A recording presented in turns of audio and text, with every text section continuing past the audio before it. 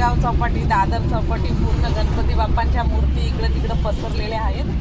हात पाय तुटलेलं. लालबागच्या राजाचा तर बिलकुल विसर्जन झालेलं नाही झाला. विसर्जन झाला 9 वाजता, पण मूर्ती जशीच्या तशी आहे समुद्रामध्ये. हाफ मूर्ती दिसते. तर बाकी गेली कधी गेली 9:30 वाजता. अरे मूर्ती समुद्रात गेली, विसर्जन झाला, पण दुसऱ्या दिवशी सकाळी सर्व मूर्ती अशा समुद्राच्या किनाऱ्यावर आल्या बाहेर. हा, लालबागचा राजा बाप्पा पण वरतीच आला. किती पब्लिक सकाळी पण विसर्जन करायला गेली.